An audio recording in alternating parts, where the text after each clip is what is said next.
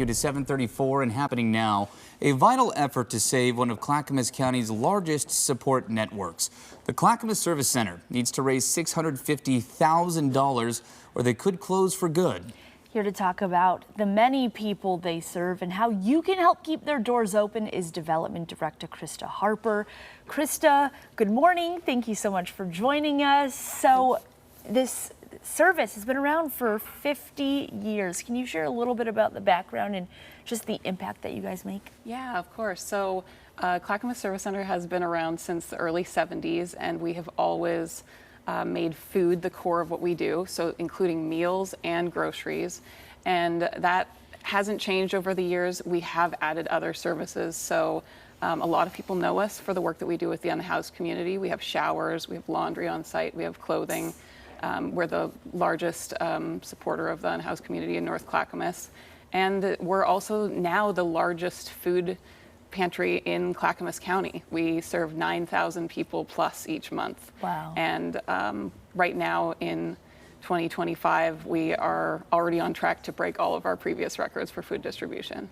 But again, we're at risk of closing, and the highlight right now is to try to ramp up some donations and try to get some money to you guys so you can stay open. What is the funding need right now? What is the crisis we're staring down? So what we're seeing is an increasing need for food aid that has just started with the pandemic and really continued from there. So over the last year alone, we've seen a 21% increase in the amount of people seeking food support from CSC. And one of the most visible places that I see that happening is with our meal program. So 2 years ago, we were serving an average of 50 people for a meal, and now it's not unusual to reach almost nearly 300. Wow. Wow. And some of those folks are people that aren't unhoused. They have a place where they could cook food, but maybe the electricity is too expensive or they can't afford the food itself.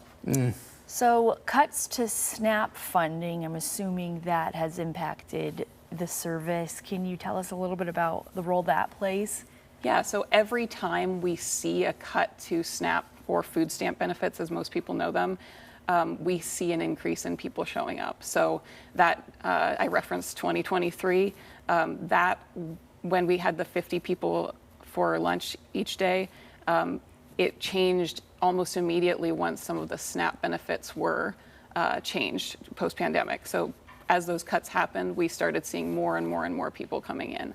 So the cuts to SNAP that are coming in right now are from the big federal bill that went through this summer. We haven't seen the full impact of them yet. They're just being implemented now, but they are impacting the ability for people to access the food that they really do need. The average food stamp benefit is $5.77 a day, and a lot of people get less. I do want to ask about where people can help and raise this money, but before we get to that, I also want to ask about how you're funded. Again, you're asking for $650,000 between now and the end of the year. We're talking about these SNAP benefits. Are you federally funded? Are you state funded? How do you typically fund your mission? Yeah, so we do get some federal funding. So far that is not in question, but we're crossing our fingers about that because it is SNAP related.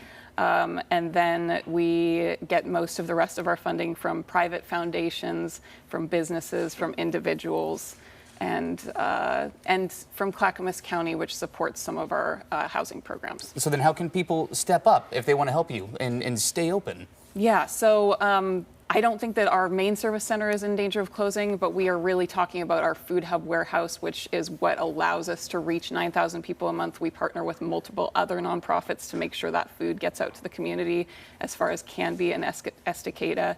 And what we are really asking for people to do is make a donation if they can, and especially if you live in Clackamas County or Southeast Portland, those are the main areas we serve. If everyone in Clackamas County gave $1, our problem would basically be solved. Wow. Wow, that's some great way to look at it. Yeah. Krista, thank you so much for joining us. Yeah. We really do hope that you guys get the support that you so desperately need. Thank you so much. much. Appreciate your time. And if you want to learn more about ways that you can help the CSC and what they need to stay open, you can find all of that information by checking out this story.